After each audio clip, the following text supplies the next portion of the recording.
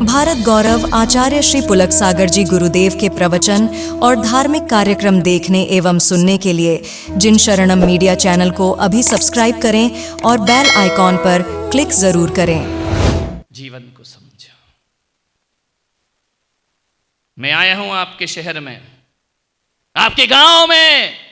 आजकल मुझे शहरों से अच्छे गांव लगते हैं। शहरों में बहुत फॉर्मेलिटी है, शहरों में बहुत दिखावा है।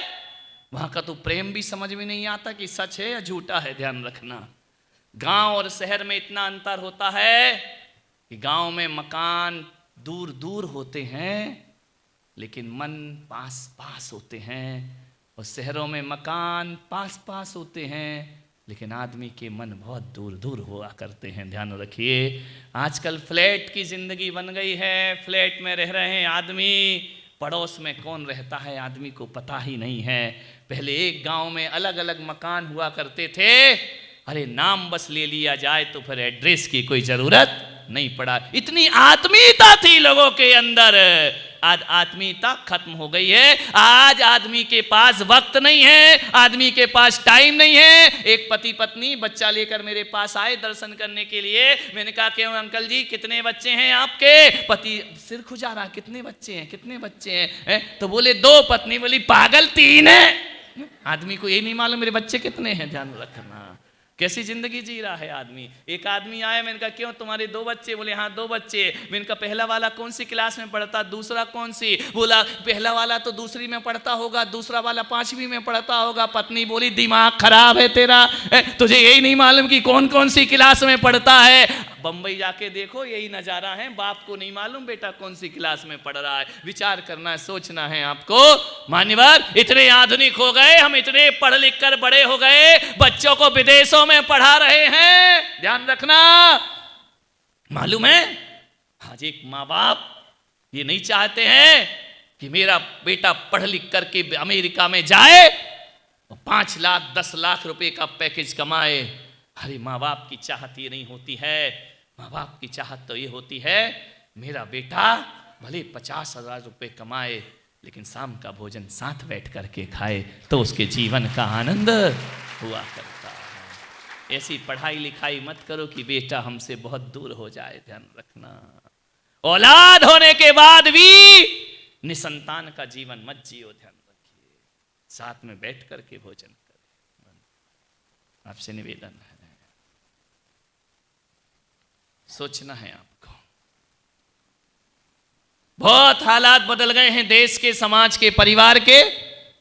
बच्चे नजर नहीं आते हैं आजकल, घरों में कुत्ते नजर आते हैं। बच्चे नजर नहीं आते। घर में जाओ, पूछो कि बच्चा कहाँ है? नहीं है, हॉस्टल में गया, बाहर पड़ रहा। घर में कौन है? बोले ये है, वही लगा है, उसको छाती से लगा के घूम रही है। ध्यान रखना, विचार करना है आपको। मैं बिहार कर रहा था, मैं आ रहा था, मैंने रास्ते में क्या देखा? एक महिला कुत्ते के बच्चे को गोद में लेके चल रही है। मैंने माथा फोड़ लिया। मैंने कहा बाहर 21वीं सदी, कुत्ते के बच्चे को गोद में ले, मेरा टॉमी, मेरा पॉमी, मेरा ये, मेरा वो। मुंह से मुंह लगा रही कुत्ते के। इतने प्यार से सांस की लग जाती तो गेड़ा पार हो जाता तेरा। कुत्ते को मुंह से मुंह लगा रही है, उसको चल रही है, हेयर स्टाइल कटिंग की हुई है, ऊंची हील की चप्पल है, चली जा रही है। मेरा टॉमी, और महंगे महंगे साबुन, महंगे महंगे बिस्किट। अरे मैंने कहा कमाल कर। वहां तक भी मैं कुछ नहीं बोला। मैंने कहा पैसे वाली होगा, इसको पैसे वालों के पास प्यार कहाँ होता है, कुत्ते ही होते हैं और कौन हुआ करता है। ध्यान रखिए। मैंने कहा कोई बात नहीं, होगी अमीर की बेटी होगी।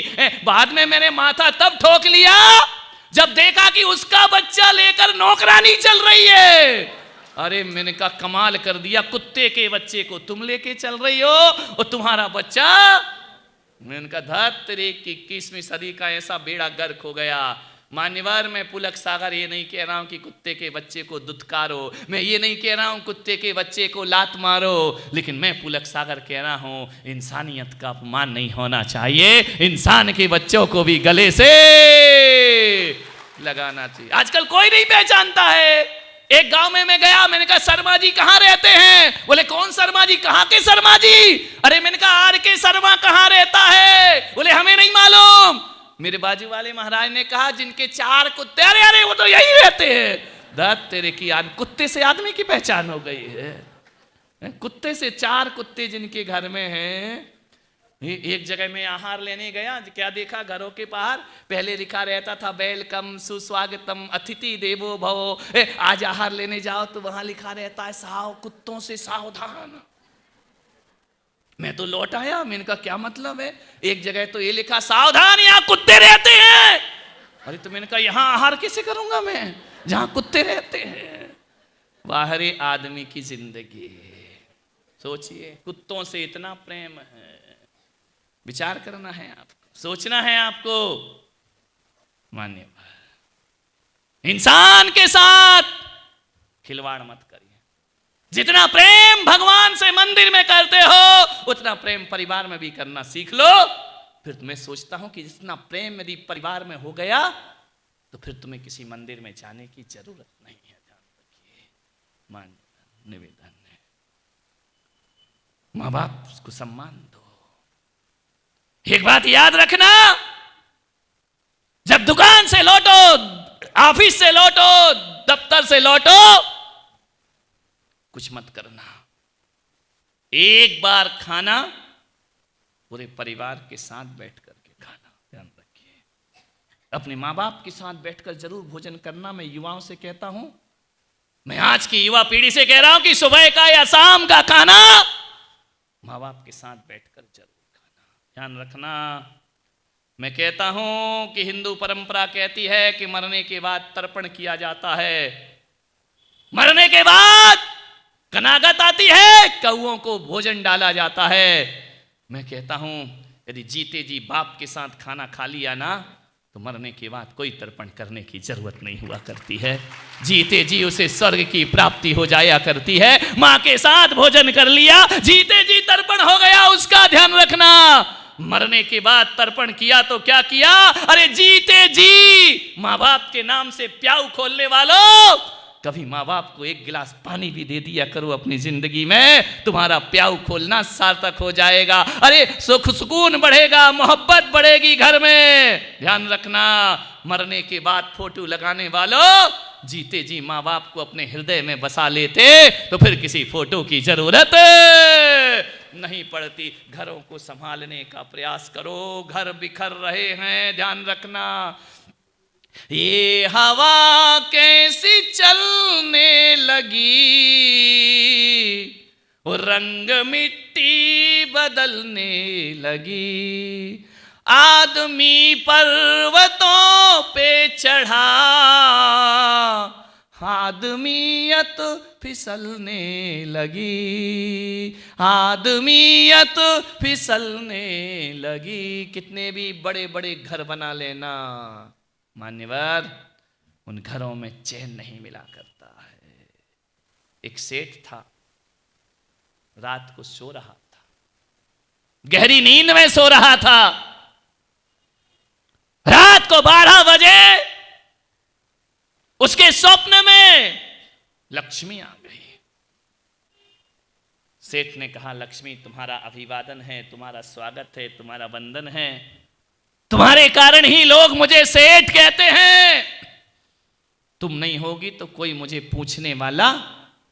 लक्ष्मी ने कहा, सेठ मैं तुझसे बहुत खुश हूं, 20-25 साल से तेरे साथ हूं और तू जानता है ना कि मेरा स्वभाव एक जगह बैठने का नहीं है। मैं आती हूं और सेठ ने कहा, कैसी बहकी बहकी बात कर रही हो देवी? बोले, बस सेठ अब मेरे जाने का समय हो गया है। अरे सेठ के तो पसीने छूट गए। उसने कहा, लक्ष्मी तुम चली जाओगी मुझे छोड़कर? बोले, मेरा टाइम हो गया है, मेरे पास वक्त नहीं। कभी आप ख्याल करना, लक्ष्मी और सरस्वती 2 चित्र देखना। सरस्वती हमेशा बैठी बनती है, लक्ष्मी हमेशा खड़ी बनती है। ध्यान रखना, बहुत कम तस्वीर होंगी जिसमें लक्ष्मी बैठी हो, लक्ष्मी अधिकतर खड़ी होती है। और सरस्वती के चित्र में सरस्वती बैठी होती है। मालूम है इसका अर्थ क्या होता है? कि लक्ष्मी कहती है, ए इंसान, मेरे पास ठहरने का बैठने का समय नहीं है। आज तेरे पास हूँ, कल किसी और के पास चली जाऊंगी। मैं घुमक्कड़ हूँ, मैं स्थिर नहीं हूँ, मैं चंचल हूँ। आज तेरे पास चंचला लक्ष्मी होती है, आज तुम्हारे पास हूँ, कल किसी और के पास लक्ष्मी स्थिर कब रहती है? पूरे दिन मेहनत करते हो, गुलाबी रंग के गांधी जी आते हैं, शाम को निकल के कहीं और चले जाते हैं। स्थायी तो रहते ही नहीं, या बैंक में चले जाएंगे, यहाँ चले जाएंगे। लक्ष्मी कभी स्थायी रहती नहीं है। और सरस्वती को देखना चित्र, सरस्वती कहती है एक तो मैं आती नहीं हूँ, सबके भाग्य में थोड़ी आती हूँ, और यदि आ गई तो फिर छोड़ के कभी जाती नहीं हूँ। वो सरस्वती हुआ करती।